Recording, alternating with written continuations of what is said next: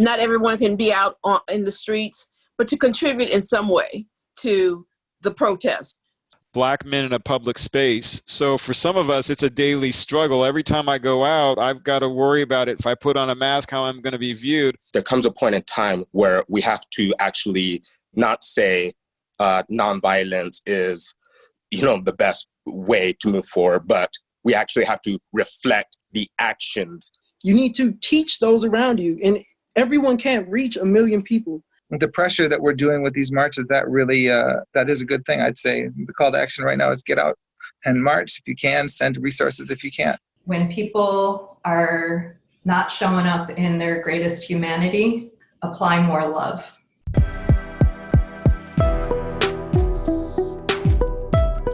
Hi, I'm Kara Cruikshank. Welcome to Essential Stories, an independent grassroots docuseries and live roundtable discussions that give voice to people on the front lines of our world's most pressing social issues.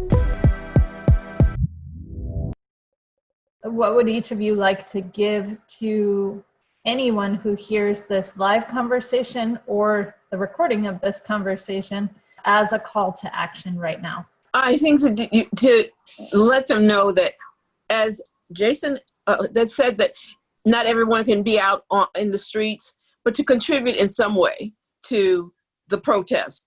We can't all march, but in some small way, even if it's just by conversation, just by thinking about what's going on and having it in some way influence you to think differently about what's not any of your business, what's not in your circle, be a BQ or an indigenous tribe or Night Me movement, that you influence them to think and to grow in the manner of having more understanding. And I would add, I just saw an article the other day about how there are some pandemics that we'll never be able to solve. Black men in a public space. So for some of us, it's a daily struggle. Every time I go out, I've got to worry about it. If I put on a mask, how I'm going to be viewed, especially here in San Diego. So I think it's important for people to dive in where they can and engage the struggle and do what you can. I really appreciate what Clash you had to say for the youth that are out there on the front lines. That's great. I understand the risk you're taking. I can't go out. I'm one of those ones that got a compromised immune system with asthma and heart disease. So I think everyone's got to find a role that they can play and that they can do anti-racist work. And I really do appreciate, Kara, what you said about the intersectionality. And I do think that our success with doing anti-racist work does open the door up for other struggles. And I think, as Me Too has shown, there's ways to open doors and that we can learn from each other and we can support each other with this work. And that's what gives me the most hope in terms of moving forward. Thank you. Go ahead, Alfred. Yeah, bottom line is connecting, bringing each person's core heart and humanity. That means into the dialogue. So it's great with the protests, slogans, and whatnot, but there comes a point in time where we have to actually not say nonviolence is, the best way to move forward, but we actually have to reflect the actions that MLK has done. We have to reflect the actions of all these people who have given us quotes. So when we start bringing the humanity, people can start seeing the human, the being versus the symbol. Thank you. Chairman? Yeah, go ahead. So especially for white people, people of privilege, when you see a Black person, especially, or any person of color who's pulled over, stop and be a witness. You can keep a distance so you're not interfering, which is a chargeable offense.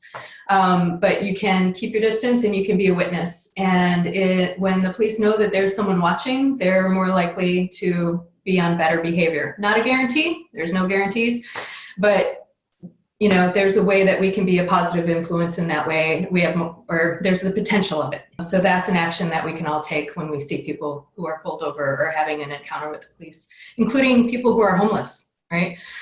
Because that's also a challenging scenario. So a couple other things is, especially for people who are new to it, who might be feeling a lot of white guilt, maybe some shame, pull yourself out of that. Action is the remedy of despair.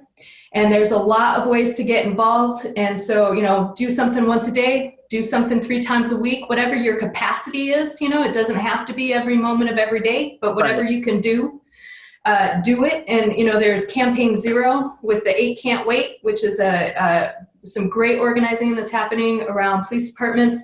There's a Medium article that has 75 things that white people can do to work for racial justice. So there's so many things that can be done. So just even if you take off a little piece, and then maybe the next week you take off a little more piece, or maybe you can do it daily. Maybe you have that kind of capacity, but whatever you can do it.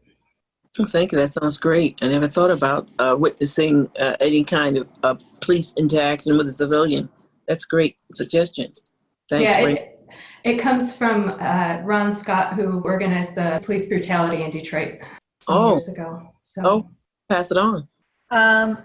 Who else needs a call to action? Clash and Jason?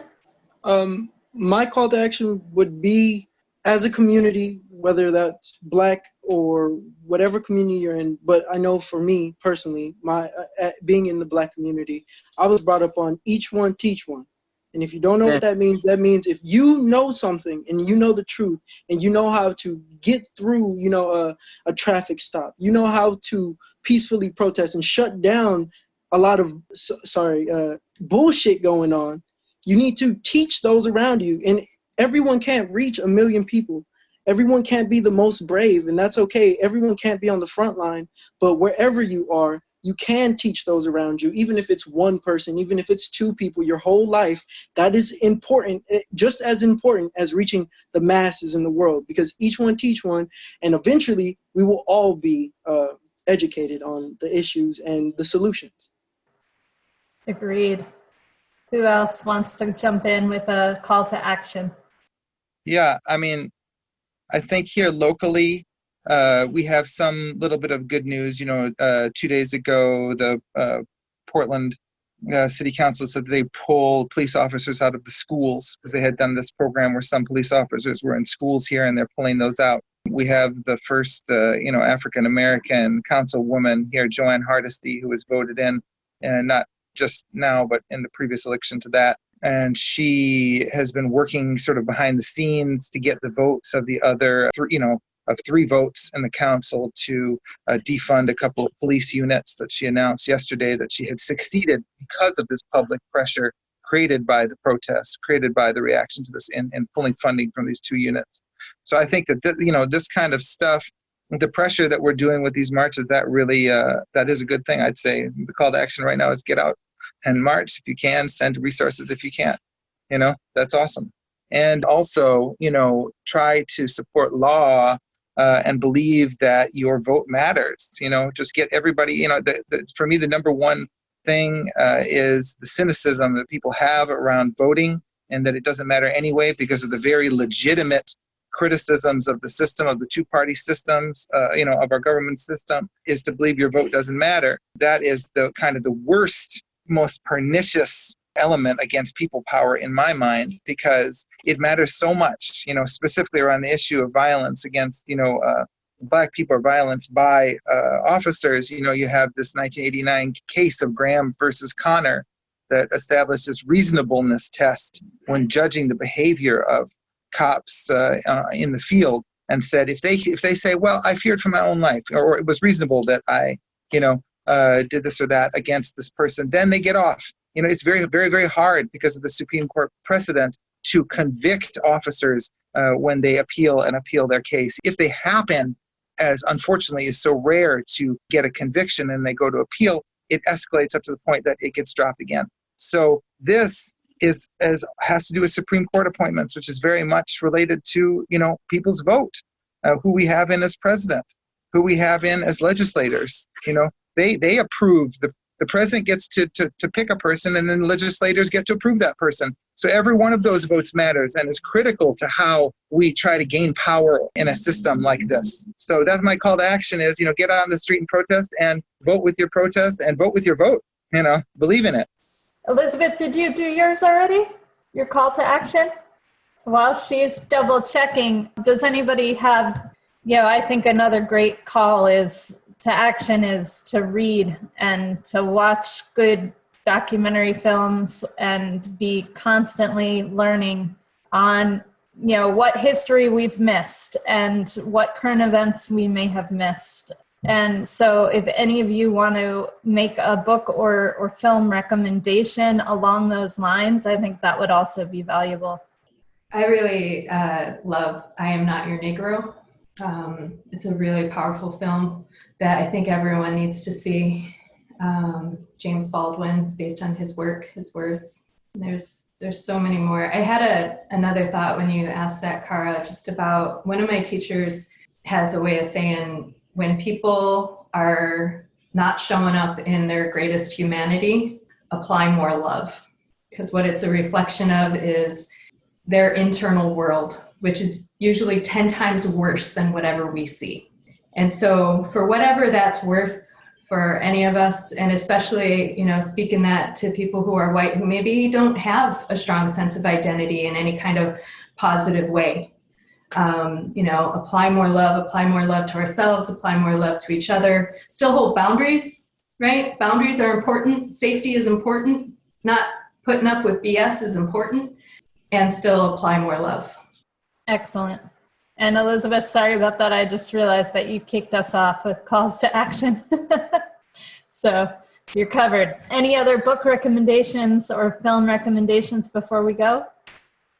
I recently my boyfriend finally got me to watch the 13th, the documentary film about the 13th Amendment, which I've been meaning to see since it came out a couple of years ago. Anyone who has not seen that film, that should, in my opinion, it's a must-see. I wish it was part of every high school curricula.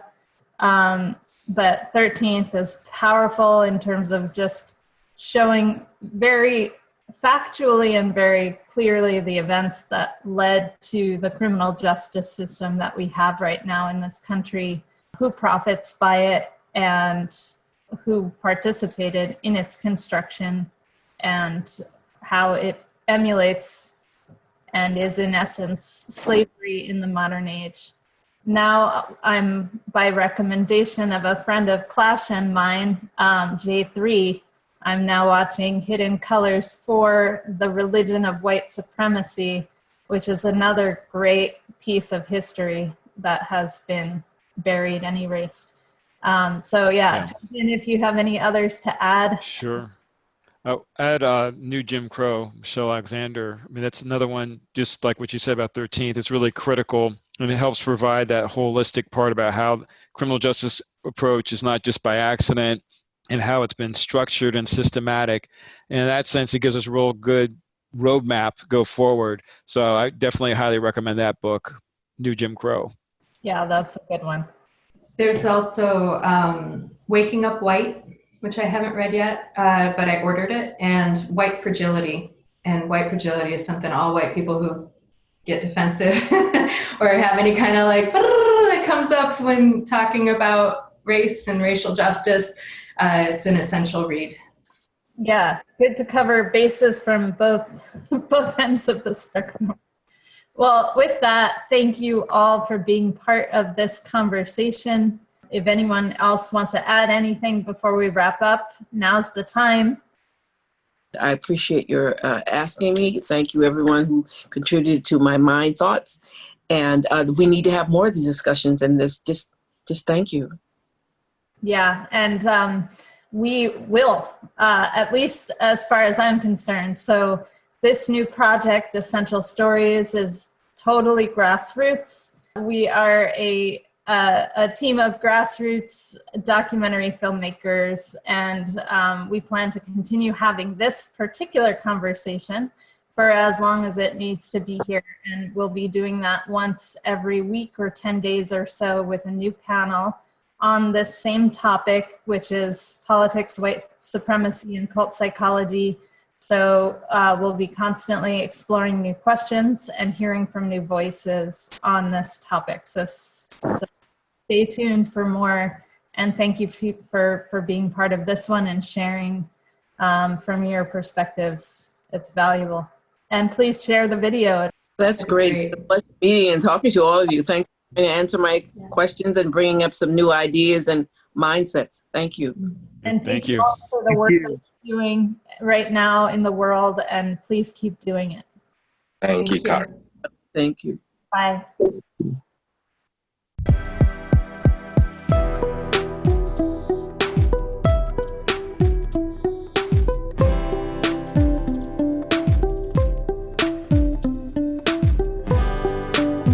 Like, share, and subscribe so that we can make sure that these essential stories are heard by more people.